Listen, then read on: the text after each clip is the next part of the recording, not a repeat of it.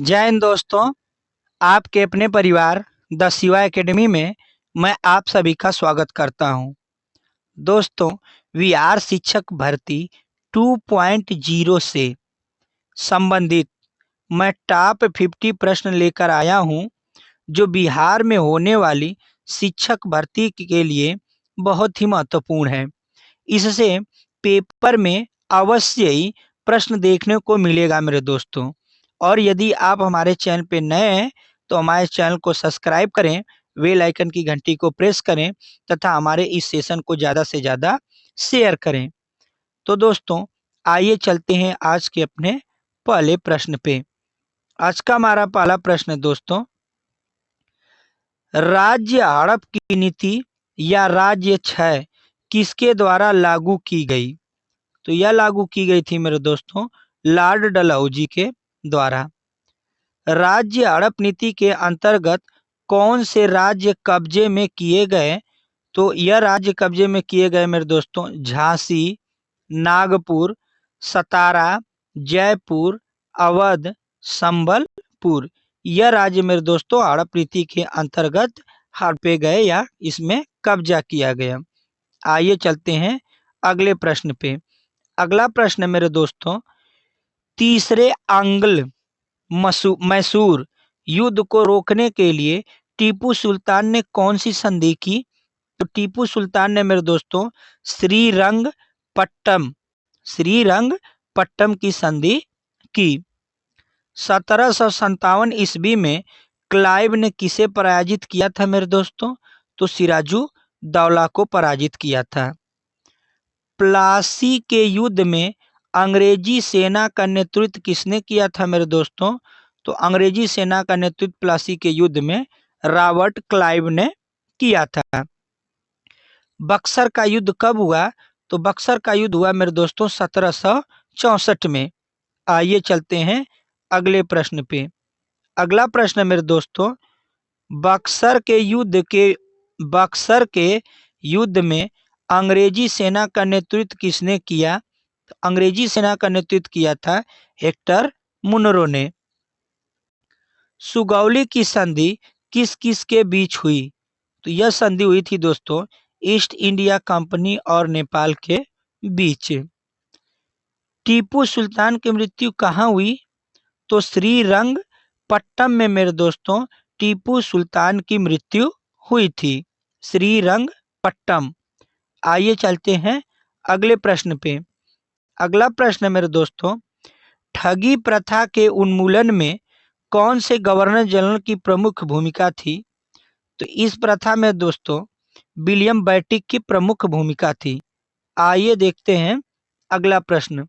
अगला प्रश्न है दोस्तों, ओडेयार किसके शासक थे? तो ओडेयार मेरे दोस्तों मैसूर रियासत के शासक थे। टीपू सुल्तान की राजधानी कहाँ थी? तो इसकी राजधानी मेरे दोस्तों श्रीरंगपट्टनम में इसकी राजधानी थी। क्लाइव को बंगाल का गवर्नर जनरल कब बनाया गया? तो यह बनाया गया मेरे दोस्तों 1757 ईस्वी में। द्वैध शासन का अंत किसने किया था? बहुत ही इंपॉर्टेंट है मेरे दोस्तों यह। तो द्वैध शासन का अंत किया था मेरे दोस्तों वारेन हेस्टिंग ने। आइए देखते हैं अगला प्रश्न। अगला प्रश्न मेरे दोस्तों, अंग्रेजों का सबसे अधिक विरोध किसने किया? तो मराठों ने मेरे दोस्तों अंग्रेजों का सबसे ज्यादा विरोध किया था। वह पुर्तगाली कौन था जिसने गोवा पर अधिकार कर लिया था? तो अल्फांसो डी अल्बुकर्क ने मेरे दोस्तों पुर्तगाल का था जो गोवा पर अधिकार कर लिया था, अल्फांसो डी अल्बुकर्क। आइए देखते हैं अगले प्रश्न को। भारत में ईस्ट इंडिया कंपनी का पहला गवर्नर जनरल कौन था? तो वारेन हेस्टिंग था मेरे दोस्तों ईस्ट इंडिया कंपनी का पहला गवर्नर जनरल। अगले प्रश्न पे चलते हैं। अगला प्रश्न मेरे दोस्तों, किस यूरोपीय देश ने भारत में सबसे पहले अपना व्यापार फैलाया? तो पुर्तगालियों ने मेरे दोस्तों भारत में अपना पहला व्यापार फैलाया। वास्को डी गामा भारत कब आया? तो 1498 में मेरे दोस्तों वास्को डी गामा भारत आया। वास्को डी गामा भारत में किस स्थान पर उतरा? तो यह उतरा मेरे दोस्तों काली कट पर। वास्को डी गामा कहाँ का रहने वाला था? तो यह रहने वाला था मेरे दोस्तों पुर्तगाल का। आइए देखते हैं अगला प्रश्न। अगला प्रश्न है मेरे दोस्तों, किस अंग्रेज ने सम्राट जहांगीर के दरबार में आकर भेंट की थी? तो सर थॉमस रो ने मेरे दोस्तों सम्राट जहांगीर के दरबार में आकर भेंट किया था। अगला प्रश्न देखते हैं। अगला प्रश्न है मेरे दोस्तों, गोवा, दमन व दीव का उपनिवेशीकरण किसके द्वारा किया गया? तो यह उपनिवेशीकरण मेरे दोस्तों पुर्तगालियों के द्वारा किया गया। अंग्रेजों ने अपनी प्रथम कंपनी लगाने के लिए किससे अनुमति प्राप्त की? तो जहांगीर से अनुमति प्राप्त की थी मेरे दोस्तों। अंग्रेजों ने अपनी प्रथम फैक्ट्री कहाँ लगाई? तो अंग्रेजों ने सबसे पहले अपनी फैक्ट्री सूरत में लगाई थी। आइए चलते हैं अगले प्रश्न पे।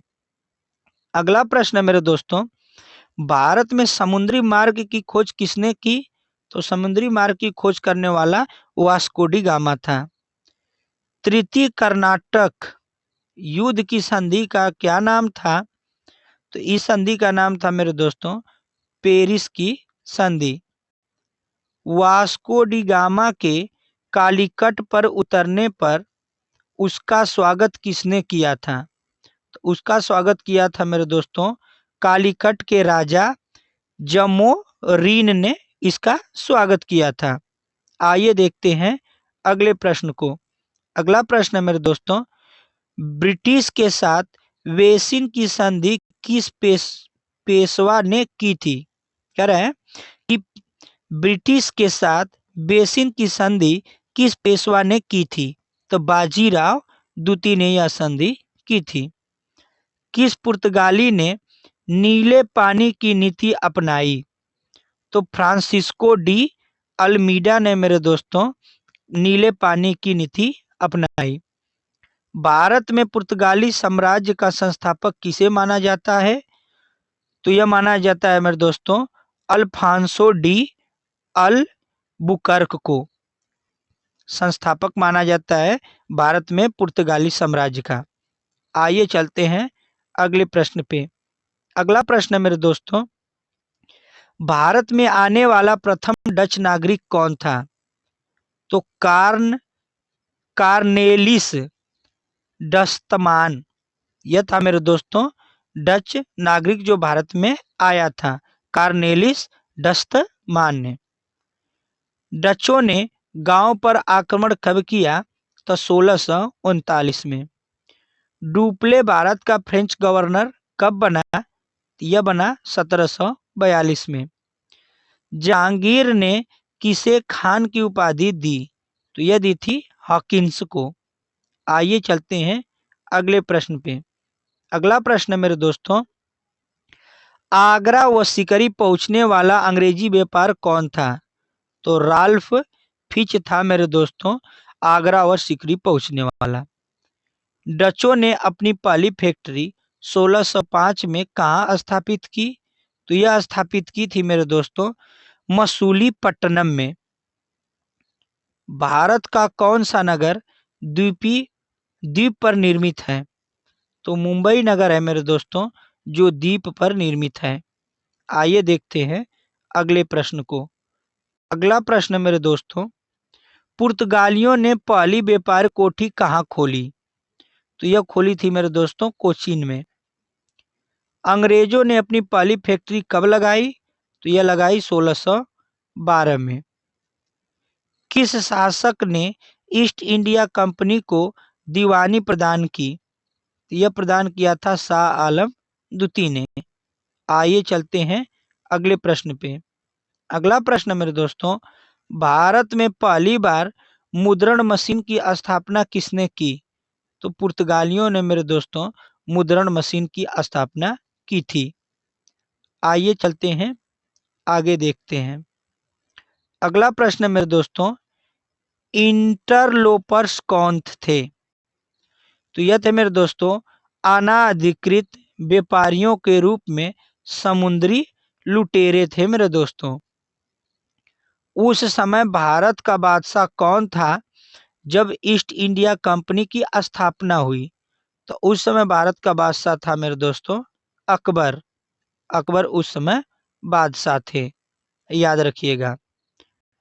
किस वर्ष फ्रांस की सरकार ने भारत में स्थित फ्रांसीसी बस्तियों का अधिकार भारत सरकार को सौंप दिया था? तो 1954 में। वांडीवास का युद्ध कब हुआ था? तो वांडीवास का युद्ध हुआ था मेरे दोस्तों 1760 में। भारत की आर्थिक राजधानी क्या है? तो भारत की आर्थिक राजधानी है मेरे दोस्तों मुंबई शहर। अगले प्रश्न पे चलते हैं। तो यह रहे मेरे दोस्तों आज के हमारे प्रश्न। जो हमारा प्रश्न कैसा लगा हमें जरूर बताइएगा। तब तक के लिए धन्यवाद।